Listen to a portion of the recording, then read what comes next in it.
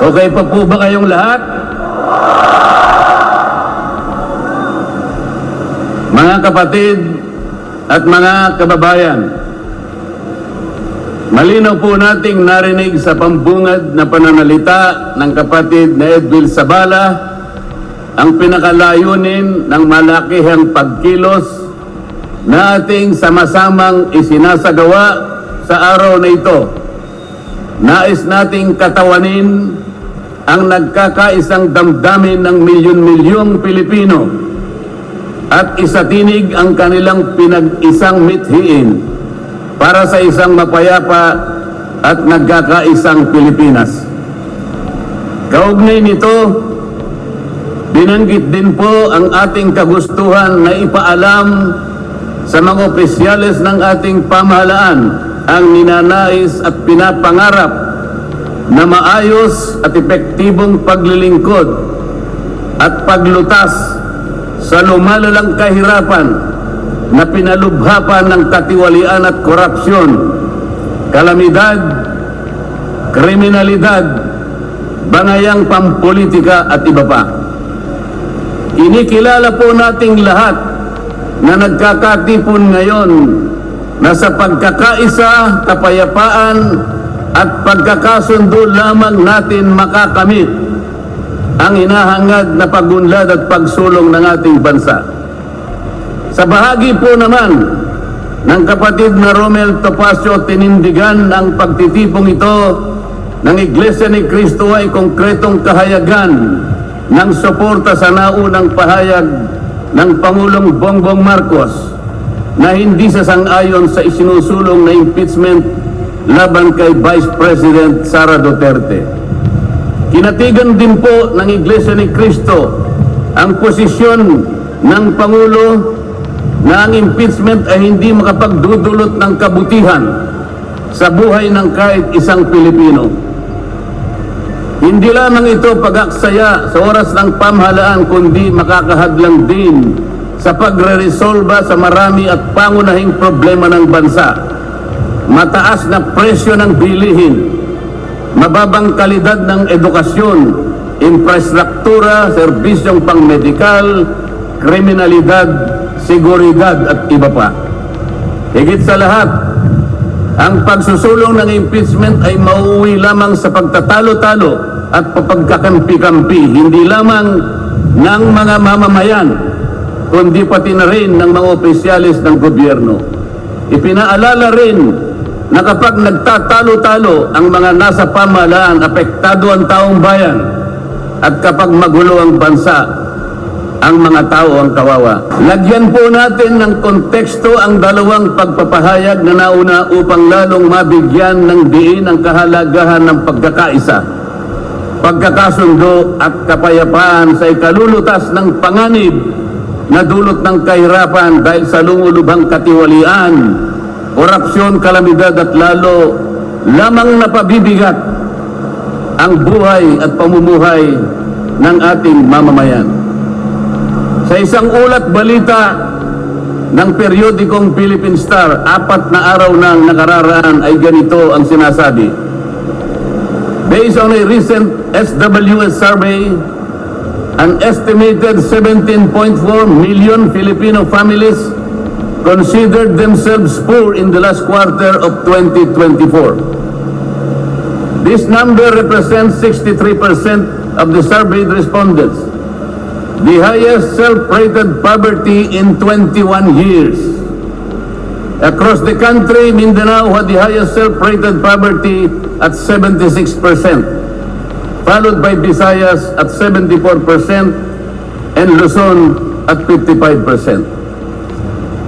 Mga kababayan, sa tayang 5 ang miyembro ng bawat pamilyang Pilipino, nangangahulugan na aabot sa 87 milyong Pilipino sa ngayon ang nagsasabing sila ay mahirap. Katumbas ito ng 75% ng ating populasyon ngayon na tinatayang 116 million o mahigit pa. Gusto ko pong banggitin sa inyo at kailangan malaman ninyo na sa taong ito ang ating national budget ay nagkakahalaga ng 6.3 trillion pesos. Ito po ang ating national spending. Ang ibig sabihin, ito pong halagang ito ang gagamitin dapat ng pamahalaan upang tugunin ang lahat ng pangangailangan, pangkabuhayan, panglipunan, pangkalusugan, pangedukasyon, pangseguridad, lahat ng kakailanganin alang-alang sa kapakanan ng bawat isang Pilipino. 6.3 trillion pesos. Ngunit, ang tinatayang magiging income lang ng ating bansa ay kulang pa sa 5 trilyong piso. Ang ibig pong sabihin, meron tayong deficit. Meron tayong kakulangan na 1.5 trillion pesos. Ito po ang ating ipangungutang sa taong ito.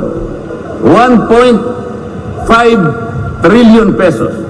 Ibig sabihin po, bawat araw tayo'y gagasta ng 17.6 billion pesos. Yun po yung ating gasta. Araw-araw.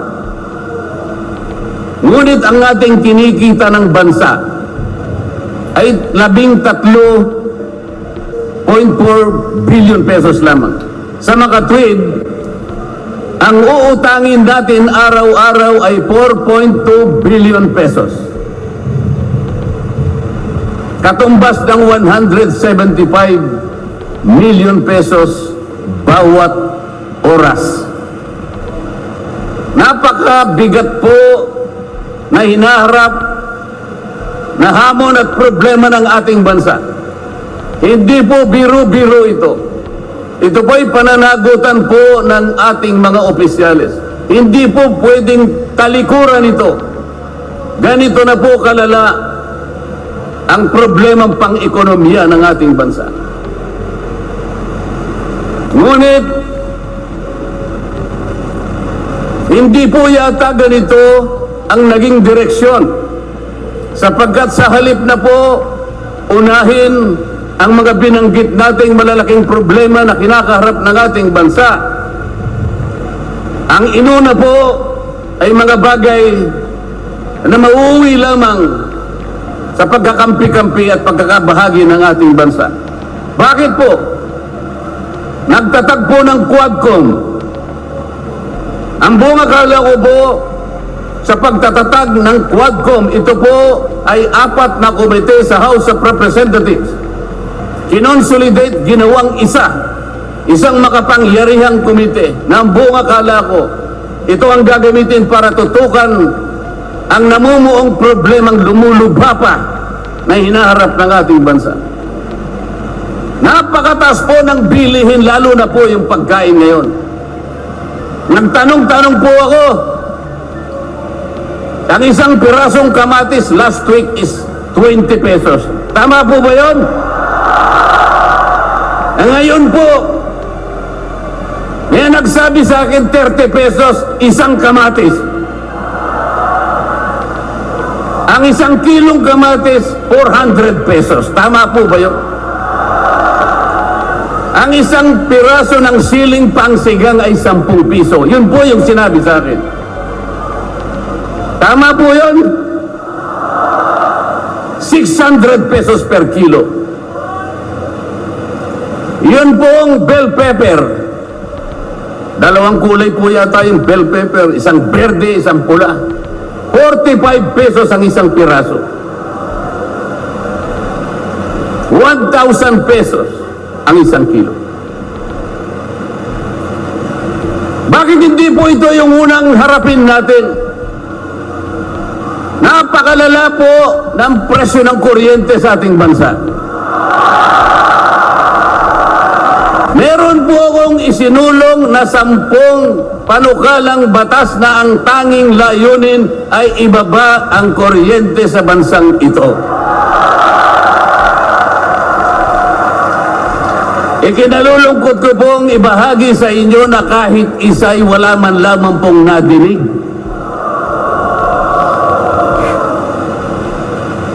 Ano po po yung dininig pinatawag ang dating Pangulong Duterte, pinatawag ng Quadcom. At ang ginamit na pamamaraan ay yung isinasaad sa saligang batas, inquiry in aid of legislation. Natupad po ba yung inquiry in aid of legislation? Paano po in aid of legislation kung ang tatawagan nilang resource persons para humarap sa paglilitis na yon ay puro kalaban ng dating Pangulo? Alam po ninyo lahat yon. Pinagtatanong nila yung Pangulo base doon sa mga sinumpaang salaysay at affidavit nung kanyang mga inusig nung kanyang panahon sa war on drugs. Hindi naman ipinatawag ang mga taong maaring makapagbigay sa kanya ng tulong upang ipaliwanag ang war on drugs. Hindi ipinatawag ang mga Solicitor General sa kanyang panahon. Hindi ipinatawag ang mga Chief PNP upang magpaliwanag kung ano ang war on drugs. Puro kalaban ng dating Pangulo.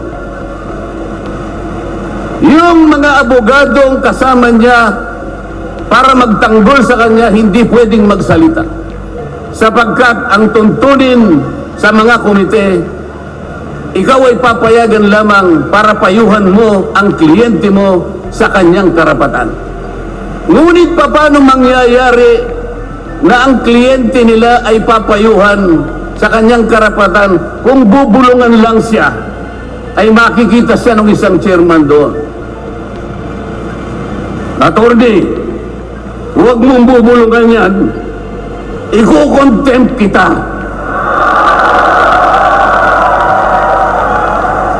Nasaan na po yung sinabi sa saligang batas na lahat ng inuusig ay meron siyang karapatan sa abogado? The right to counsel. Wala na po. The right to confront your accusers. Wala po mga accuser doon.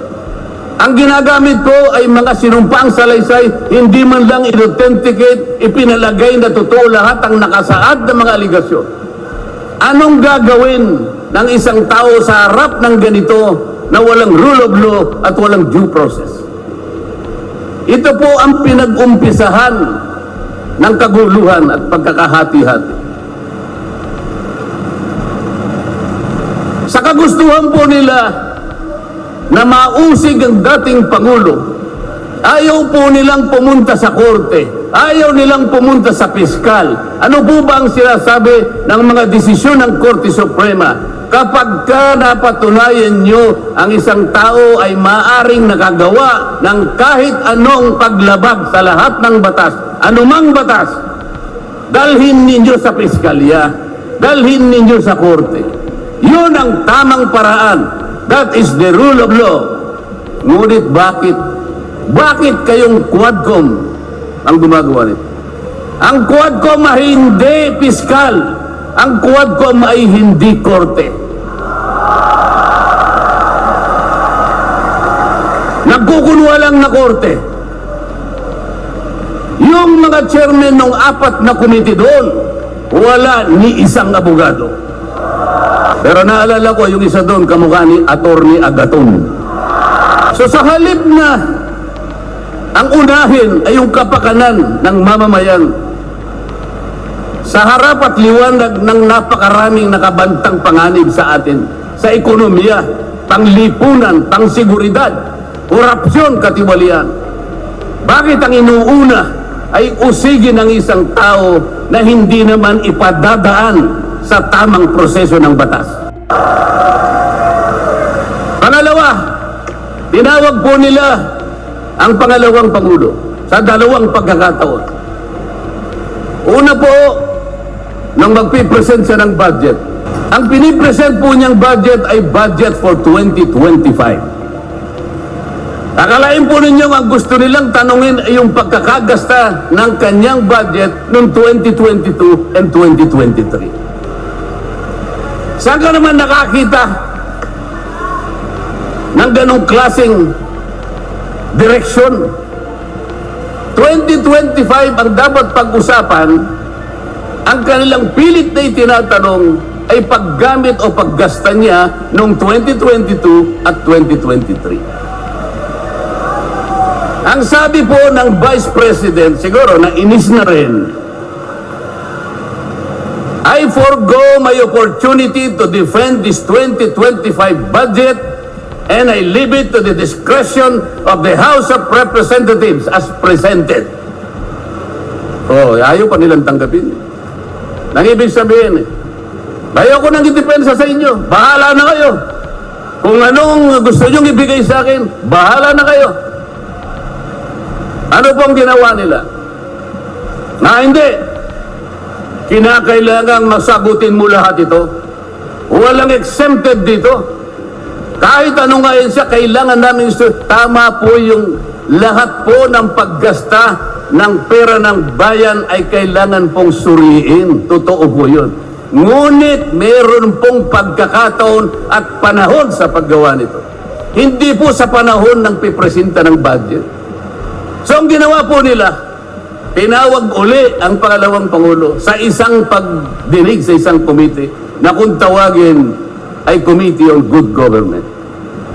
Alam po ninyo yung pagsisimula nila para magkaroon ng katwiran na masabi na ang Vice President. Kinasangkapan nila yung isa sa amin, isang representative sa Maynila, tumindig at nag-privilege speech. Yung subject matter po ng kanyang privilege speech ay kaugnay po ng budget na pinagtatalunan na po sa plenaryo at sa committee. Sa tuntunin po ng House of Representatives, no one should avail of the privilege hour if the subject matter is related to a pending bill. Nandun na po yung bill sa baba, pinagsalita pa po ng isa. Nung banggitin ko po ito, nire-raise ko po, sabi ko, wala pong katwiran ito. Kailangan po tindigan ninyo, sundin ninyo ang ating tuntunin.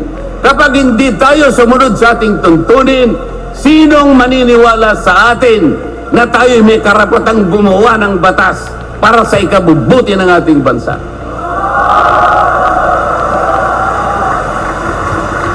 Ang sabi po ng chairman, noted. Saan ka naman nakakita ng ganun? Ang House of Representatives ay lugar ng pagdidebate. Doon masusuri kung sino ang may katwiran. Kung hindi magsasalita ang chairman.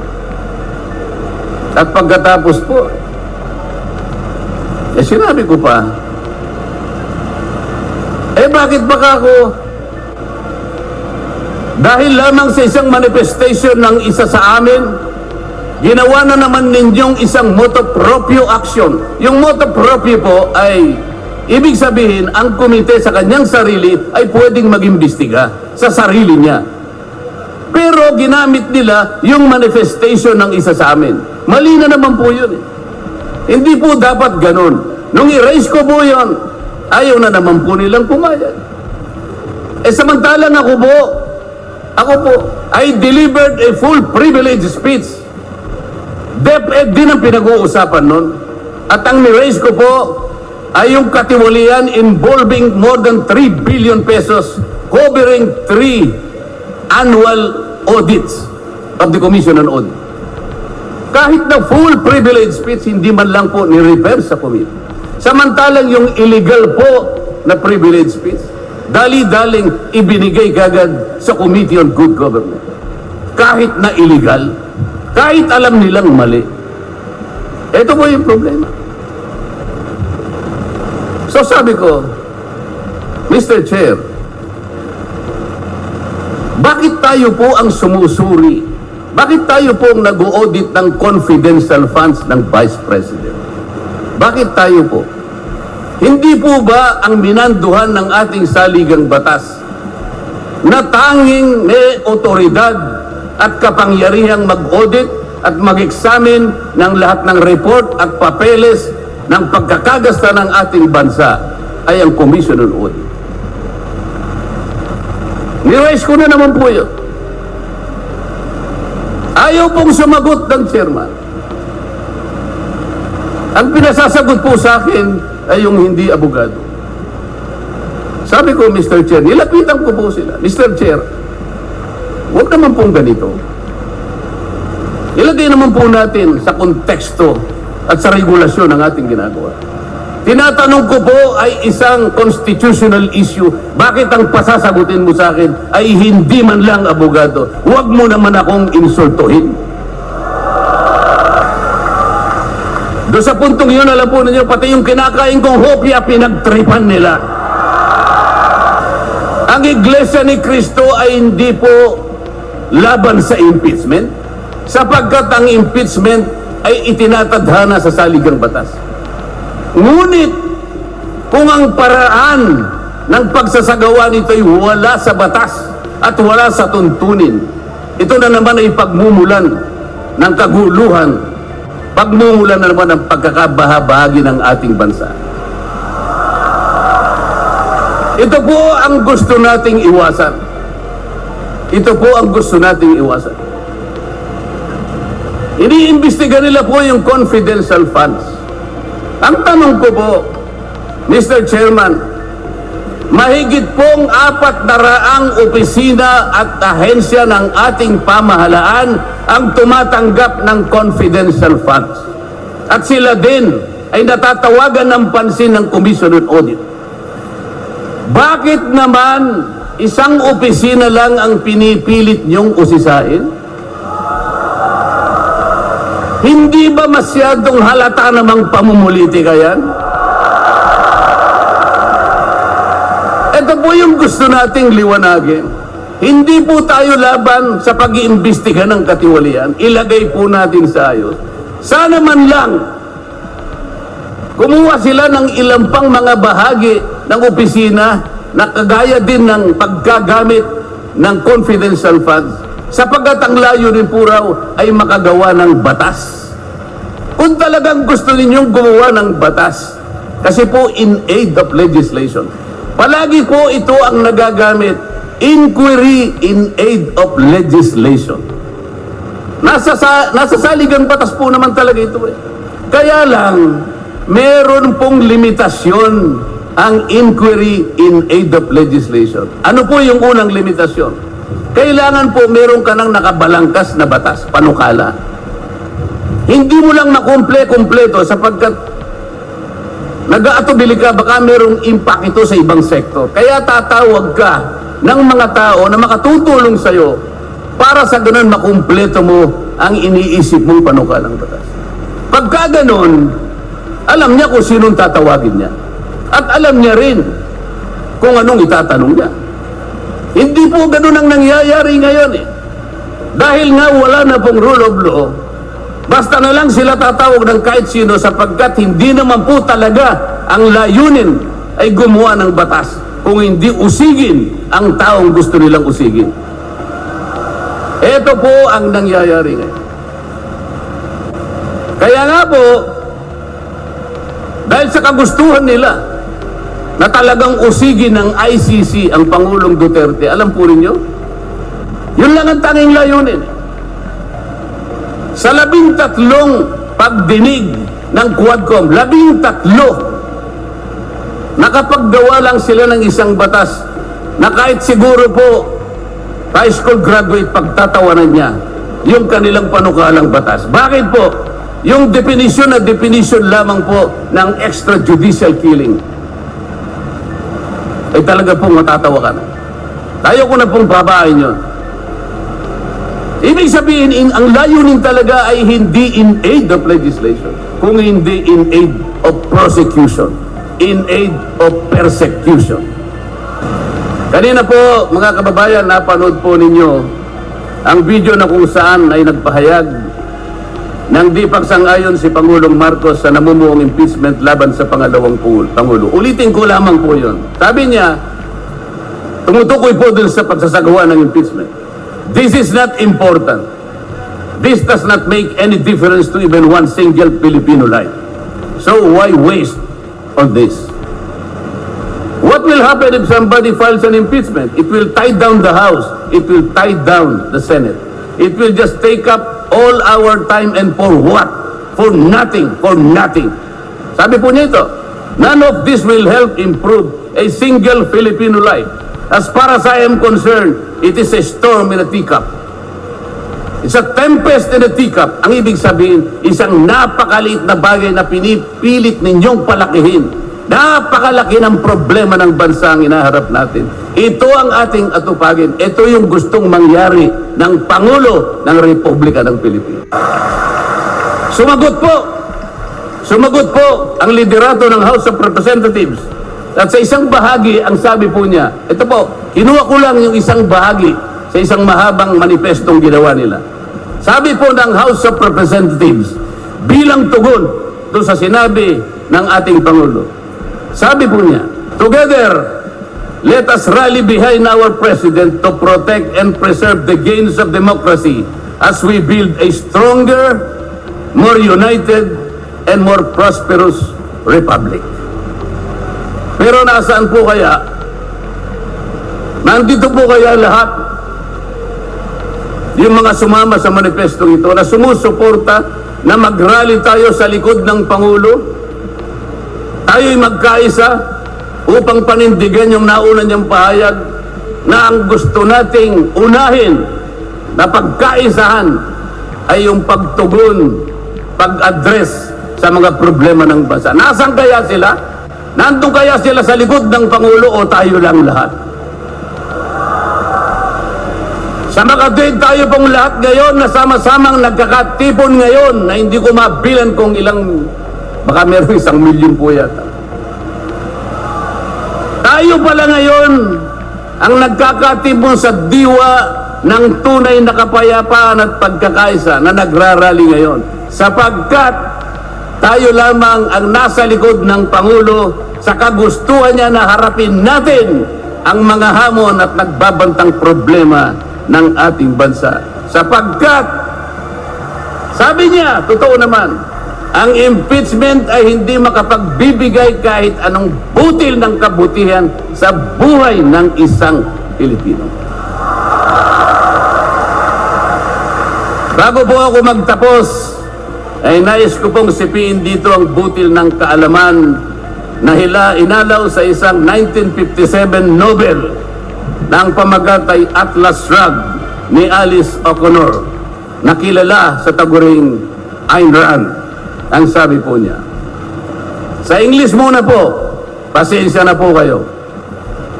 When you see that in order to produce, you need to obtain permission from men who produce nothing.